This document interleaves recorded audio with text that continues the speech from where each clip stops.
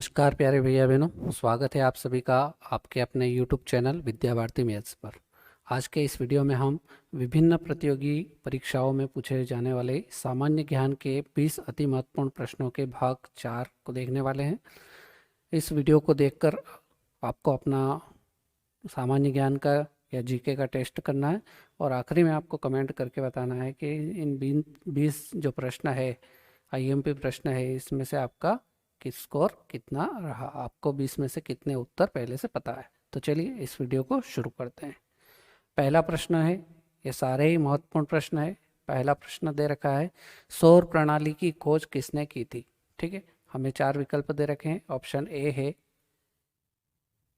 Galileo, ब है J.L. Baird, option स है कोपरनिकस और ऑप्शन द है केपलर। ठीक है, तो आपको इन चारों में से बताना है कि सौर प्रणाली की खोज किसने की थी। तो इसका राइट आंसर हो जाएगा ऑप्शन नंबर सी, कोपरनिकस ने सौर प्रणाली की खोज की थी। ठीक है, तो ये आपको याद रखना है। चलिए बढ़ते हैं अगले प्रश्न की तरफ। प्रश्न क्रमांक 2, अर्थशास्त्र का जनक किसे कहा जाता है। जो अर्थशास्त्र का जनक है वो किस व्यक्ति को कहा जाता है। बहुत ही महत्वपूर्ण प्रश्न है ये भी।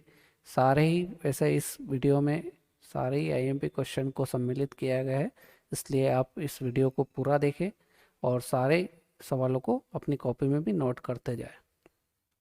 तो चलिए इसके ऑप्शन देख लेते हैं। पहला ऑप्शन है रिकार्डो, ऑप्शन ब है एडम स्मिथ, ऑप्शन स है रॉबिन्सन और ऑप्शन द है माल्थस। ठीक है, तो एडम स्मिथ जो है उनको अर्थशास्त्र का जनक कहा जाता है। तो इसका राइट आंसर क्या हो जाएगा, ऑप्शन नंबर ब। ठीक है, चलिए आगे बढ़ते हैं। प्रश्न क्रमांक 3, प्रश्न क्रमांक 3 में क्या पूछा गया है, भगवान शिव की प्रतिष्ठा में कितने ज्योतिर्लिंग स्थापित है।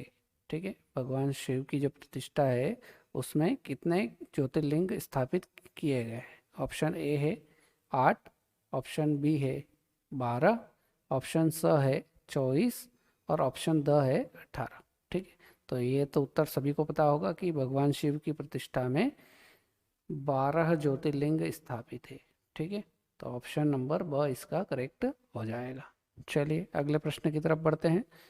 प्रश्न क्रमांक 4 बहुत महत्वपूर्ण है, सूर्य मंदिर कहाँ स्थित है। जो सूर्य मंदिर है वो कहाँ पर स्थित है। ऑप्शन अ है कोणार्क, ऑप्शन ब है पुरी, ऑप्शन स है सोमनाथ और ऑप्शन द है अमरनाथ। ठीक है, तो इसका राइट आंसर हो जाएगा ऑप्शन नंबर अ, सूर्य मंदिर जो है वो कोणार्क में स्थित है। ठीक है, चलिए बढ़ते हैं प्रश्न क्रमांक 5 की तरफ। प्रश्न क्रमांक 5 भी आप सभी को पता होगा, सियाचिन ग्लेशियर भारत के किस राज्य में है। जो सियाचिन ग्लेशियर एक स्थान है वो भारत के किस राज्य में है। चलिए ऑप्शन देख लेते हैं। ऑप्शन अ है उत्तर प्रदेश, ऑप्शन ब है हिमाचल प्रदेश, ऑप्शन स है जम्मू कश्मीर और ऑप्शन द है सिक्किम। ठीक है, तो इसका राइट आंसर हो जाएगा ऑप्शन नंबर स, जम्मू कश्मीर में सियाचिन ग्लेशियर है। ठीक है, तो ये याद रखना है आपको। चलिए बढ़ते हैं प्रश्न क्रमांक 6 की तरफ। प्रश्न क्रमांक 6 में हमसे पूछा गया है, 1857 का विद्रोह कहाँ से प्रारंभ हुआ। ठीक है, किस स्थान से 1857 का विद्रोह प्रारंभ हुआ था। तो ऑप्शन देखते हैं। ऑप्शन अ है दिल्ली, ऑप्शन ब है झांसी, ऑप्शन स है मेरठ और ऑप्शन द है कानपुर। ठीक है, तो इसका राइट आंसर हो जाएगा ऑप्शन नंबर स। ठीक है, 1857 का जो विद्रोह था वो मेरठ से प्रारंभ हुआ था। ठीक है, बढ़ते हैं अगले प्रश्न की तरफ। प्रश्न क्रमांक 7। ठीक है, प्रश्न क्रमांक 7 में हमसे पूछा गया है, पंजाब केसरी का खिताब किसको दिया गया था। ठीक है, पंजाब केसरी का जो खिताब था वो किस व्यक्ति को दिया गया था। चलिए ऑप्शन देख लेते हैं। ऑप्शन अ है रणजीत सिंह, ऑप्शन ब है भगत सिंह, ऑप्शन स है बलदेव सिंह और ऑप्शन द है लाला लाजपत राय। ठीक है, तो इसका राइट आंसर क्या हो जाएगा, option number the, Lala Lajpat Rai को पंजाब केसरी का खिताब दिया गया था। ठीक है, चलिए बढ़ते हैं अगले प्रश्न की ओर। प्रश्न क्रमांक 8, ठीक है, योजना आयोग से हर परीक्षा में कोई ना कोई प्रश्न पूछा ही जाता है। तो योजना आयोग की स्थापना किस वर्ष की गई थी? ठीक है, कौन से वर्ष में योजना आयोग की स्थापना की गई थी? और इसके पहले वीडियो में, पहले भाग में अपनों ने देखा था कि योजना आयोग का जो अध्यक्ष होता है वो कौन होता है? प्रधानमंत्री होता है। ठीक है, ये तो आपको याद हो ही गया होगा अभी। चलिए इस प्रश्न को देखते हैं। योजना आयोग की स्थापना किस वर्ष हुई थी? ऑप्शन है अ है 10 मार्च 1950, ऑप्शन ब है 15 मार्च 1950, ऑप्शन स है 16 मार्च 1951 और ऑप्शन द है 20 मार्च 1950। ठीक है, तो इसका राइट आंसर हो जाएगा योजना आयोग की स्थापना 15 मार्च 1950 को हुई थी। ठीक है, ऑप्शन बी इसका करेक्ट आंसर हो जाएगा। ठीक है, चलिए आगे बढ़ते हैं प्रश्न क्रमांक 9 पर। भारत में गेहूं का सर्वाधिक उत्पादन करने वाला राज्य कौन सा है? ठीक है, मतलब भारत में सबसे ज़्यादा गेहूं उत्पादित करने वाला या गेहूं का उत्पादन करने वाला राज्य कौन सा है? ठीक है, चलिए ऑप्शन देखते हैं। ऑप्शन अ है पंजाब, ऑप्शन ब है हरियाणा, ऑप्शन स है मध्य प्रदेश और ऑप्शन द है उत्तर प्रदेश। ठीक है, इन चारों में से आपने को ये बताना है कि गेहूं का उत्पादन सबसे ज़्यादा कौन से राज्य में होता है। ठीक है, तो इसका राइट आंसर हो जाएगा option number the, Uttar Pradesh में गेहूं का सर्वाधिक उत्पादन करने वाला वो भारत का राज्य है। तो भारत में गेहूं का सर्वाधिक उत्पादन करने वाला राज्य कौन सा हो जाएगा? उत्तर प्रदेश। ठीक है, चलिए बढ़ते हैं प्रश्न क्रमांक 10 की तरफ। प्रश्न क्रमांक 10 में हमसे पूछा गया है सौर मंडल का जन्मदाता किसे कहा जाता है? ठीक है, सौर मंडल का जन्मदाता किसे कहा जाता है? चलिए ऑप्शन देखते हैं। सूर्य को, ऑप्शन ब है पृथ्वी को, ऑप्शन स है बृहस्पति को और ऑप्शन द है शनि को। ठीक है, तो इनमें से अपने को बताना है कि सौर मंडल का जन्मदाता किसे कहा जाता है। ठीक है, तो ये सबको पता है कि सूर्य जो है वो सौर मंडल का जन्मदाता है। ठीक है, तो इसका राइट आंसर हो जाएगा ऑप्शन नंबर अ। ठीक है, चलिए बढ़ते हैं अगले प्रश्न की तरफ। प्रश्न क्रमांक 11, संसार में सबसे बड़ा महाद्वीप है? ठीक है, ये भी बहुत ही महत्वपूर्ण प्रश्न है और आप सबको पता होगा क्योंकि सामान्य ज्ञान में आप पढ़ते ही हैं ये प्रश्न। संसार में सबसे बड़ा महाद्वीप है उत्तर अमेरिका, दक्षिण अमेरिका, एशिया या अफ्रीका? ठीक है, तो इसका राइट आंसर हो जाएगा संसार में सबसे बड़ा महाद्वीप जो है वो एशिया महाद्वीप है। ठीक है, तो इसका राइट आंसर हो जाएगा ऑप्शन नंबर स। ठीक है, यहाँ तक समझ में आ रहा है? यदि वीडियो अच्छा लग रहा है तो वीडियो को लाइक करते जाइए और अपने दोस्तों को भी शेयर कर दीजिए जिससे आप उनको भी इस प्रकार के सामान्य ज्ञान से उनका भी नॉलेज बढ़ता रहे। चलिए प्रश्न क्रमांक 12 की तरफ बढ़ते हैं।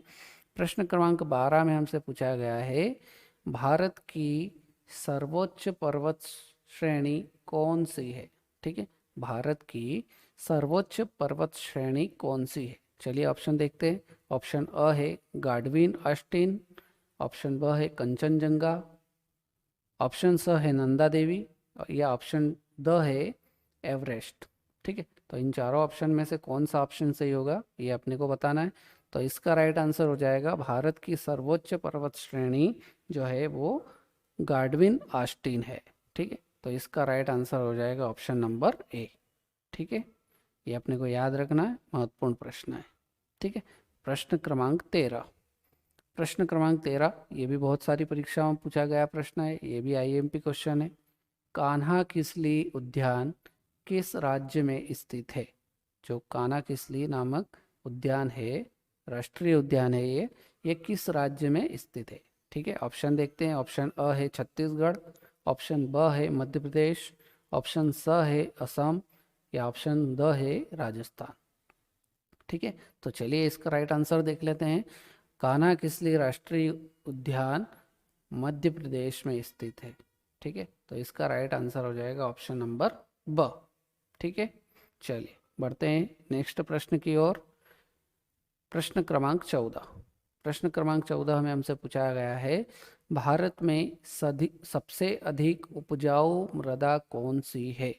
भारत की जो मिट्टी है उसमें कौन सी मिट्टी ऐसी है जो सबसे ज़्यादा उपजाऊ है, जिसमें सबसे ज़्यादा उपज पैदा होती है। चलिए ऑप्शन देखते हैं। ऑप्शन अ है लाल मृदा, ऑप्शन ब है काली मृदा, ऑप्शन स है जलोढ़ मृदा, और ऑप्शन द है चूनेदार मृदा। ठीक है, तो इस प्रश्न का राइट आंसर हो जाएगा ऑप्शन नंबर स।